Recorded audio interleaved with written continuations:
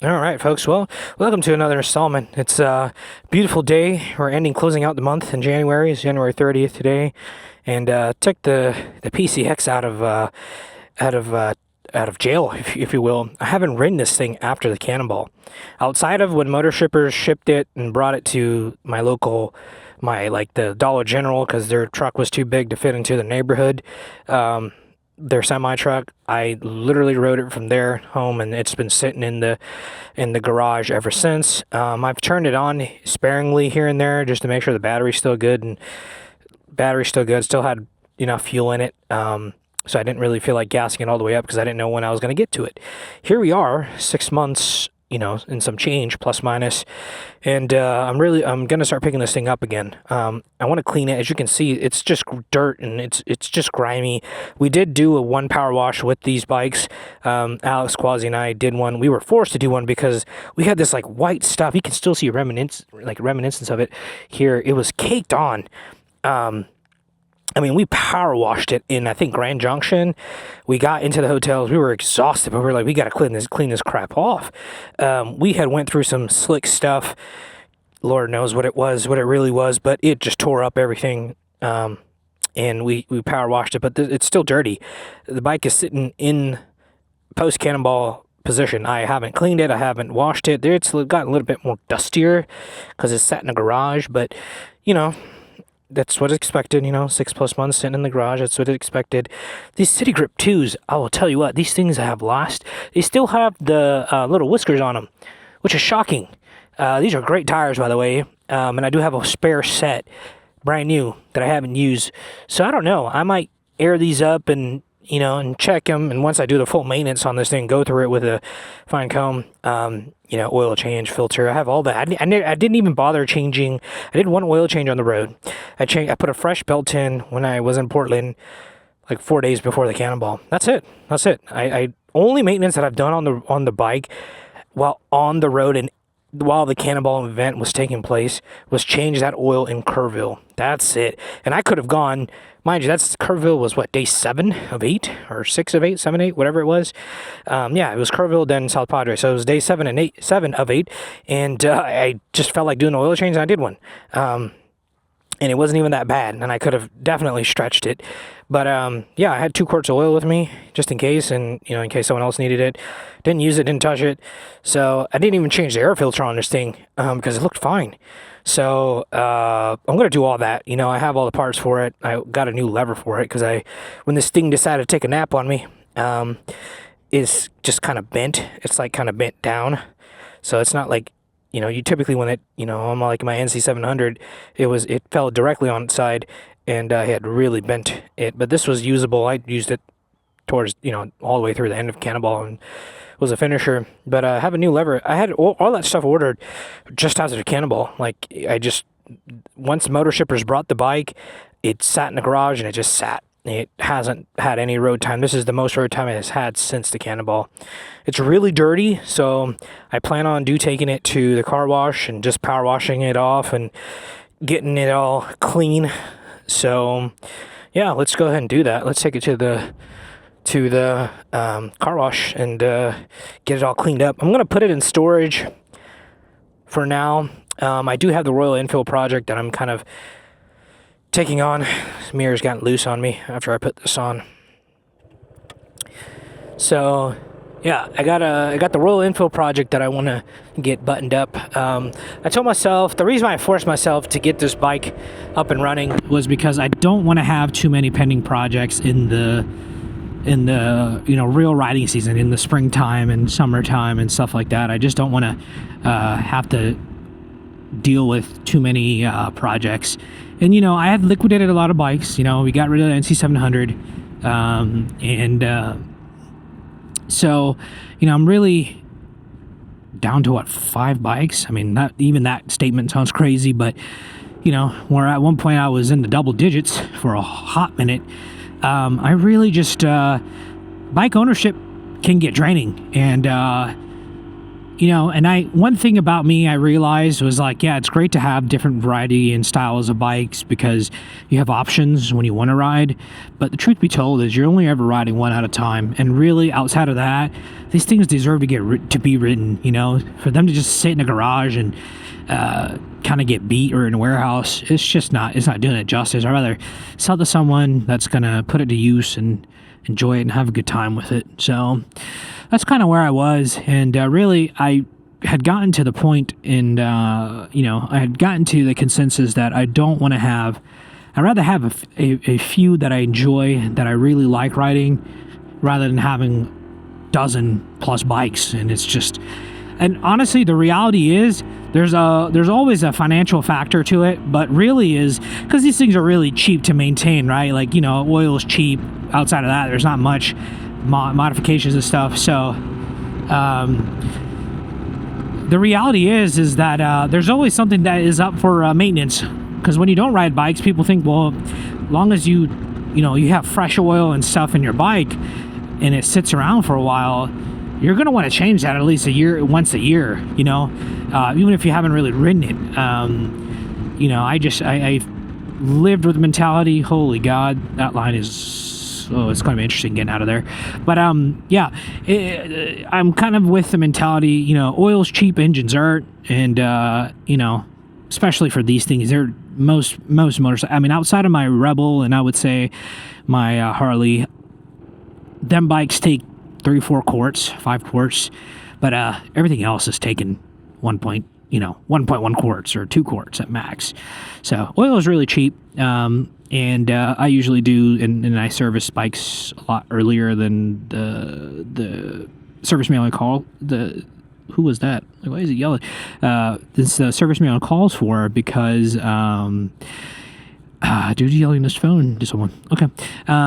So I service my bikes earlier than the service manual, and that goes for any other piece of machinery that I have, be it, 4 wheels or even a generator, like anything that takes oil, just maintain it early, like oil's cheap, engines aren't. And, fresh oil has never hurt a motor. So, yeah. So I say that to say that when you have so many bikes, there's always something pending. Like, oh, I want to add these things to this bike, and it's like a never-ending. You're never complete with a project. There's just always something there. And outside of my KLR 650, I don't want anything else. That's my only thing I'm going to keep for spring once that bike gets here. It's still in Ohio. I don't want to have any more projects. Like, I don't want to have any pending projects. I want to be able to just get on the saddle and go, and if I choose so. And I don't really have a desire to maintain, anything north of 10 bikes, of course, but anything north of 5 or 6 bikes, that's crazy.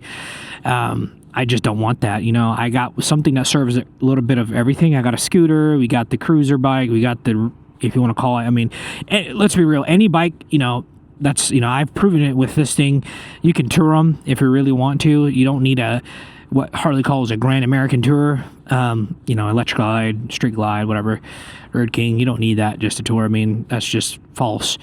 But truth is that you can tour any bike. But yeah, so I got the scooter, got the cruiser, got the Grand American Tour, if you will, and it really just, you get to the point where you're like, you're only riding one at a time.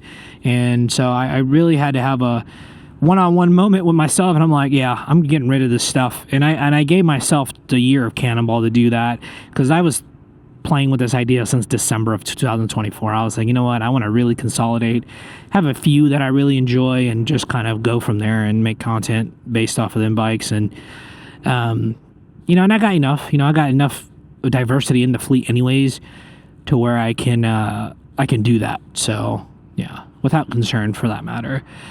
So yeah, that's kind of it. Bike ownership is well, we're still in line. The guy's gonna be a tool and make it worse for all of us. Hey, the guy lives in my neighborhood. Yeah, it's kind of crazy. Look at that guy. Not worth it, man. Not worth it. But yeah, So bike ownership fatigue, or I'm going to call it BOF, bike ownership fatigue. It's a real thing, you know. There's always something that needs to be maintained. Something needs brakes, or something needs oil, or something is a open-ended project because the bike is all torn apart in your warehouse or garage. And I'm kind of sick of that, man. I want to button up all the projects that I have. It includes maintenance, general maintenance, and then go from there. And just have something that if I want to get on it and want to go tour with it or go take it on a nice trip, I can immediately. I'm not really concerned or worried about, it's tore apart or something like that.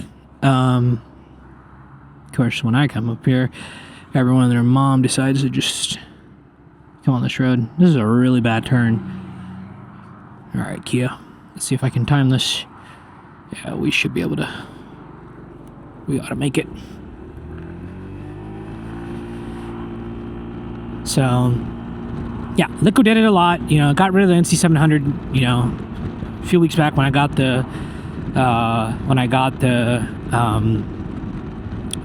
what is it called? I'm got a brain fart. When I got the Royal Enfield. So, yeah, it was one of those deals. I gotta fix this mirror. It's all janky. Yeah, I got rid of the NC. Figured I didn't want two DCT bikes. The Rebel suffices, and I really enjoy the Rebel a lot more than the NC. NC is a little bit, not a little bit, a lot of it different as far as the riding position and style is concerned. But, frankly, having two DCT bikes didn't make sense for me. So, it was like one or the other, and the Rebel was not in that discussion. So out went the NC, and it timed out. The timing was perfect because the dealership that was selling the Royal Enfield Bullet was we kind of did a swap for keys, and I thought I made out a little bit better because I got a 2024 bike and I got a 2013 bike, but they were finding a hard time getting rid of that bike. So I made a deal with the sales guy, and the manager, really the finance manager. I was like, hey man, look, this bike's been sitting here for 180 days, I can take it off your hands if you're willing to do a key for key. And we worked out something, we arranged something. So yeah, it was nice. But I think I'm done. I think I'm really done as far as purchasing bikes. If I do get one, it's gonna be getting rid of one and then adding one, but definitely won't be just plainly adding one. The only exception to that rule is a Vespa, because that's the only thing I really want. If I do end up doing the next Cannonball, I want to do it on a Vespa, and that's the only, and I'm not hell bent on that idea either. It's not like I have to do it on a Vespa. I can certainly do it on this thing if I really wanted to. It'd be cool to do the Cannonball at least 1 year or one full length of the Cannonball on a Vespa, because the event started out as a Vespa only event. So it'd be cool to say you did it on the Vespa. So, and of course, the iconic Vespa, everyone knows this. When you think of a scooter, you think of a Vespa, Actually, that's not true, because when you think scooter, people think of those stupid ones that you like, the electric ones that the kids are riding around their neighborhoods with. I mean, technicality-wise, yes, but, then you got to pull out a picture of this thing. It's like, oh, no, this is what I meant. I'm like, oh, a Vespa. No, it's completely different. Looks like, to the person to the untrained eye, sure, it might be a Vespa to you, but it's not. PCX and a Vespa vastly are different. Vastly. So, yeah. I think the one exception to, and my one exception to that rule is purely because I want to do Proto Bay. I want to do the ultimate coast to coast on a Vespa, and that would be pretty cool. I'm kind of tentatively planning it for 2027. I'm saying that way out in advance. I'm just putting it out in the ether that I want to do it. It's garnered some interest. I've kind of talked to some guys here and there, some Cannonball folks, and they would be interested in doing it on small bore. So, if there's a group of us, that'll be cool. Do the ultimate coast to coast, and that'd be awesome, and I would certainly stop in Banff. I lived out in Canada for a little bit, and Banff is absolutely beautiful, and if you're going to be on that side of the country and that far north, would be shameful if I went all the way up there and past it. So if I have to detour and adds a day to my trip, so be it. But yeah, I'm tentatively planning the Prudhoe Bay ultimate coast to coast type trip in 2027. I'm kind of getting the logistics worked out, and I say that very loosely because it's hard for people to give you a shipping quote, but I've gotten a general idea. I've talked to people that have done it, and I've kind of shopped around that theory of the cost, and what, because the reality is you don't know a year from now what the state of the economy is going to be and what's going to happen, as far as climate is concerned, and politically and there's a lot of factors that go into it. So I've tentatively put the thought out there that I want to do it, and I'll probably get more into serious planning towards quarter 2 of this year, maybe 3, and that's if I don't end up doing the Cannonball. The problem is I don't have enough time. I can't stretch enough time off of work to do that, because the ultimate coast to coast, I think it's under 30 days, and I want to give myself enough time. That's like a super Cannonball, pretty much. So yeah, I reckon, I don't want to overexert myself, so I certainly want to give myself enough time, and 30 days seems more than ample, or just enough to go there, and not go there and come back for sure, but at least one way, especially on something that's sub 200 cc's or 300 cc's, because if I do it on a Vespa, I would do it on a newer style Vespa. It'd be the 310s or 300s, depending on what deal I can find. But yeah, that's the only exception. The only thing I would acquire is a Vespa. I can't see anything. Maybe if I get a KLR, I can, but I don't know. And again, I'm not hell-bent on the idea of doing the ultimate coast-to-coast on a Vespa either. Again, I've just put out the thought of doing it on a Vespa because it'd be cool, but I'm open to doing it on the KLR 650. It's those are tried and true bikes, but pretty cool old VW bus. But yeah, there's a lot of planning that goes into that. I've kind of just made a temporarily shortlisted the route that I want to take, or the places I want to see, really. And it's kind of on par with the ultimate coast to coast.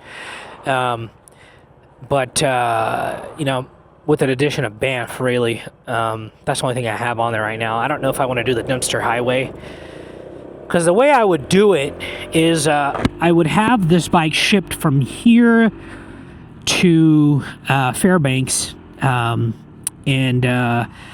go from and then start my trip from Fairbanks, go up to Dead Horse, Prudhoe Bay, and then go.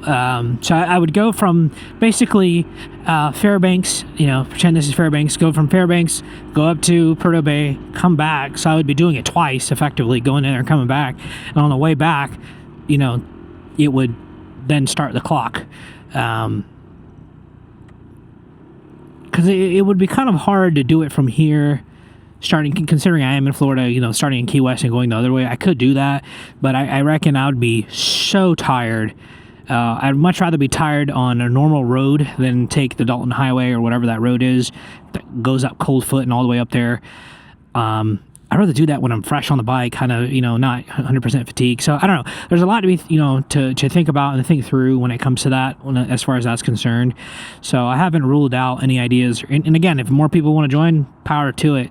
I'm not trying to make it in a whole event, but if there's a handful of guys I want to take a stab at it on scoots, that'll be history. So yeah, that's the tentative plan right now, to do the ultimate coast. But again, I'm going to have to pick and choose, because if I end up going the Cannonball route, then, Prudhoe Bay is going to have to take a back seat for a little bit, at least for a whole another year, because there's only like 2 or 3 months out of the year you're going to really realistically be able to ride up there. And that's really, from what I understand, from what I've gathered, it's only like mid-July to August, and that's if you're lucky, if there's not like a weather phenomenon that happens, a fluke, right? Like it snows in August. It's happened. It's happened. So your window is very little, and thus, planning has to be kind of, you have to have some built-in redundancies, of course, because things happen. So yeah, a lot to be, and I think I'll have a little bit more stuff, videos and more content on as far as how I'm planning to plan it, and kind of just walking through the process of my research phase of how I want to go about it. There's a couple guys that have shown interest, and I might reach out to them to see how we want to do it, or if we want to do it, and if there's enough guys that want to, the group I rode with during the Cannonball, they show interest in it, then I would totally skip the Cannonball and do the ultimate coast to coast. There's a lot more America, and you get Canada to see, so a lot to be thought upon, I guess. Now, how do I want to do this? Last time I came here, that right one screwed me, but then that other one has also screwed me. I guess it's going to be a gamble. Let's just go on this one. Looks like someone was in here recently. Just do it in this one. Where's the thing? It's over here. Yeah, I might just keep it away here, so I'm not by that drain. I don't have anything to lose on this thing, but man, you never know with my luck. So we'll just leave it on the side stand. I gotta fix this thing. This thing has been rusted on me. This latch has. Let's get this figured out.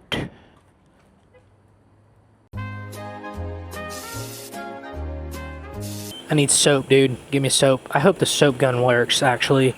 Like, actually it works, because it didn't work last time. It was, like, sputtering and it was pathetic. So, I'm not gonna get the seat wet. I'm just care more about this bottom part.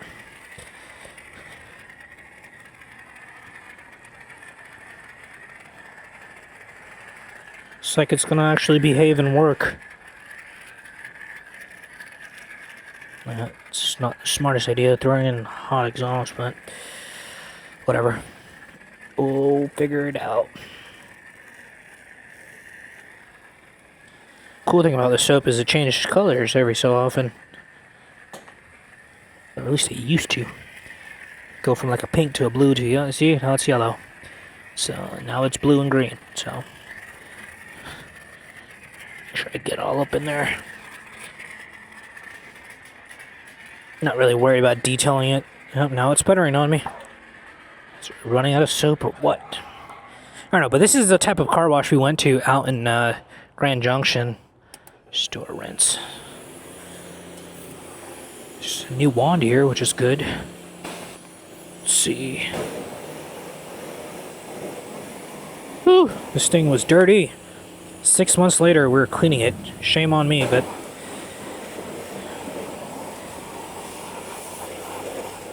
I may change that heat shield, I may not. I don't know. We'll see. We will see.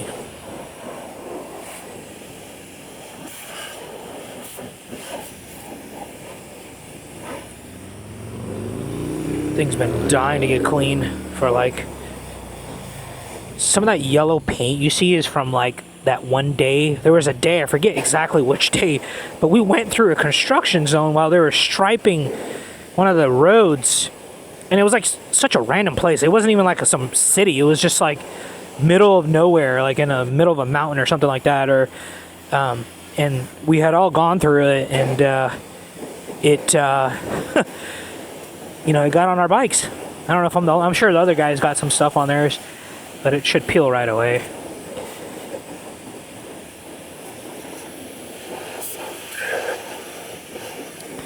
This should make cleaning this or servicing it when I get to it this weekend a little bit more pleasant and a little bit nicer.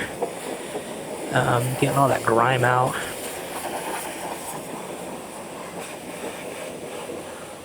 Thing was asking for a bath, man. This thing was just caked.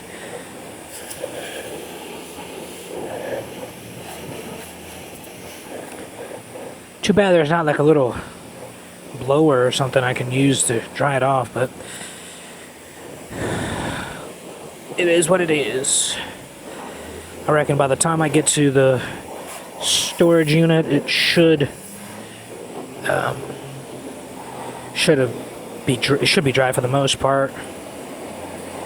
It's really caked up here. Oop.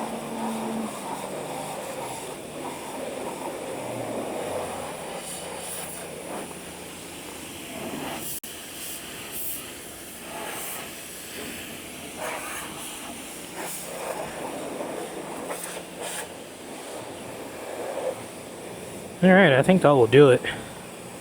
That ought to do it.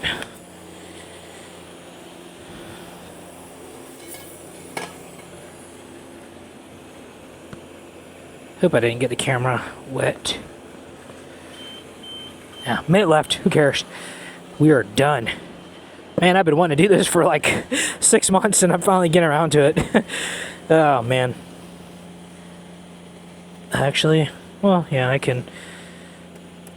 For sure. I forget I have a little glove compartment in this bike. Yeah, I think it'll do it. I'll take it for a little spin here so the tires dry off. Oil change light has come on.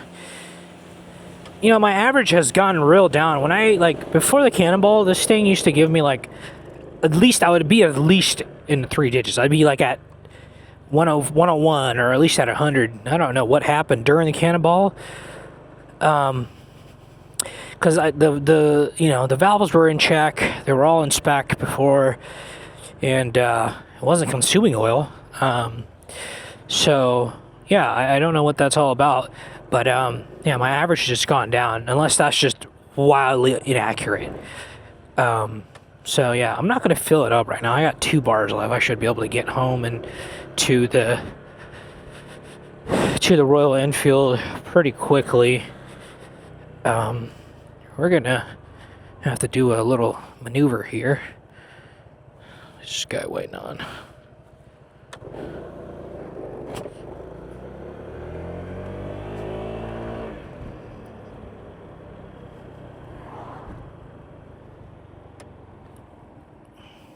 This mirror's all out of whack, and I don't like it.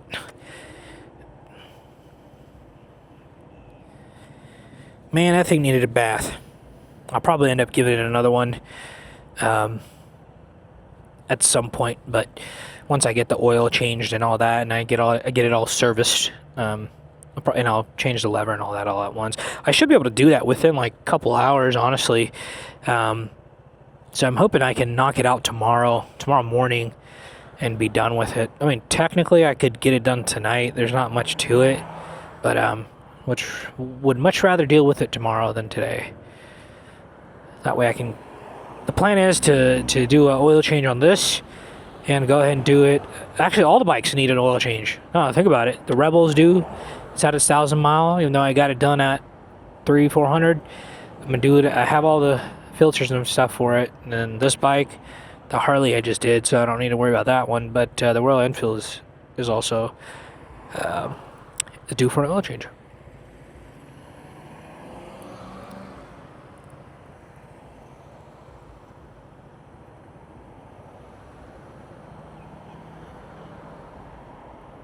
The crazy thing is, I waited, for the Royal Enfield. I got some bar end mirrors for that bike, stock like OEM ones that Royal Enfield sells.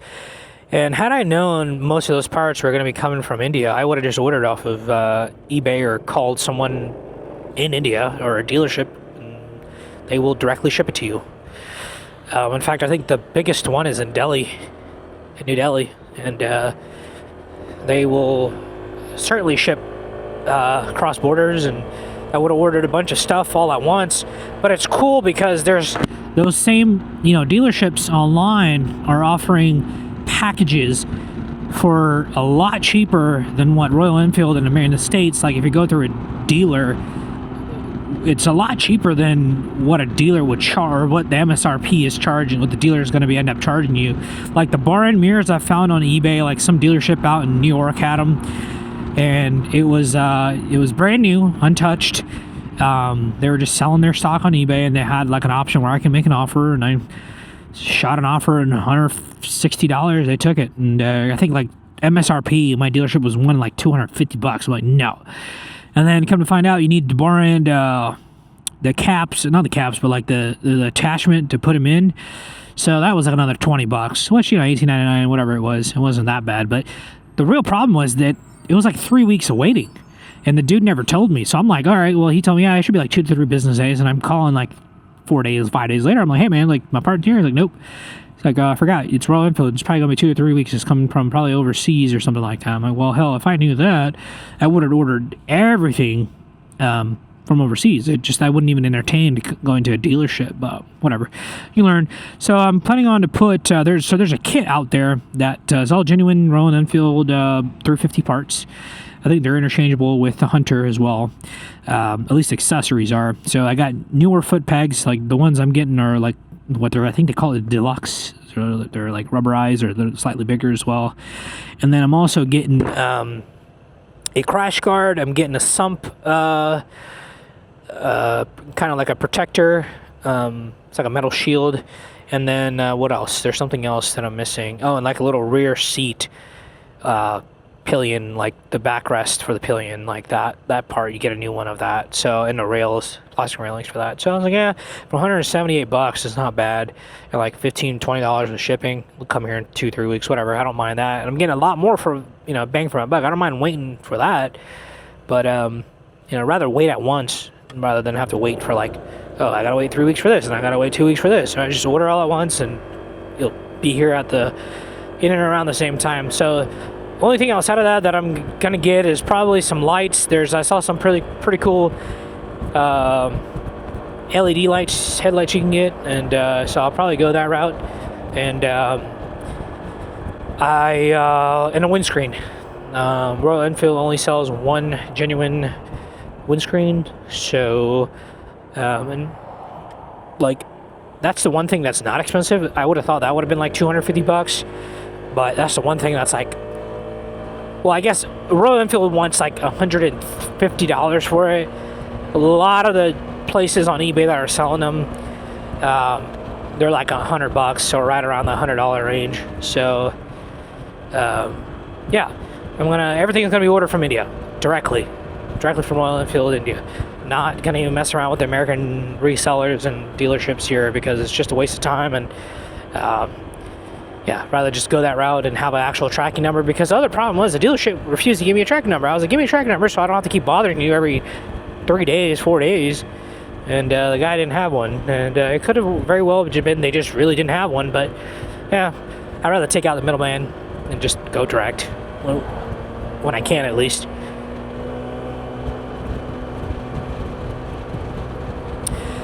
I'm going to do a slight change in plans today. I think what I'm going to do, instead of getting the Royal Enfield today, I'm going to go ahead and take this thing home, and we'll do an oil change and stuff on it, and we'll go that route. I think that's the more logical route to go. Just get this thing all cleaned up, buttoned up, and then the Royal Enfield can wait.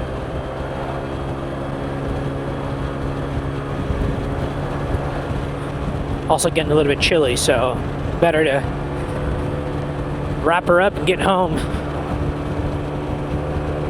Man, this thing just comes open. Brings back so many good memories. I just watched Quasi uploaded a new video of day 4 and 5, I believe, on the raw reel, and one on his main channel. So it's crazy. Can't and I think he's the one who coined it, but Cannonball brain is a real thing. I haven't even I've started scribing through my preliminarily I've been able to go through my footage and start getting the pieces that I want, and starting that, and I'm hoping end of February. I'm giving myself a deadline so basically effectively a month, because since today is January 30th, give myself a month to get all those videos out. It's a pretty aggressive timeline, but I think it's fair, because 6 months, man, you lose people. and I really want to just get the content out, and I can be done with it. But I was saying to say that Quasi, after rewatching day 4 and 5, man, they brought back a lot of memories, and Cannonball brain is a real thing. I went through there. Yeah, and I'm like, it's crazy, it's crazy that, you look back at it and it's like, well, I was stupid enough with 150 other riders to do it safely for the most part, and make it out alive. So yeah, but some of the scenery, on day 4 and 5 it was fantastic. I really enjoyed it. That was actually one of my better, favorite days, even though we were lone wolfing it some of the times. But and that video actually really sparked the kind of the conversation on my mind. Riding in groups in Cannonball is great. If you're riding around around people that are the same style of ride you are, not necessarily machine-wise, but I mean like mentality-wise, it makes a boatload of difference, man. When you ride around with people that are just a varying degree of mentality, like some people will do anything to get ahead of the next car, even if they're being slow. The group that I rode with mostly, it was Mike, Quasi, Alex, and Neil, plus minus a people or two here and there. That was our core group of people that I rode with. We kind of rode around, and there were days that we wanted to be solo. And I think sometimes, and I'm saying all that to say, it sparked the conversation in my brain.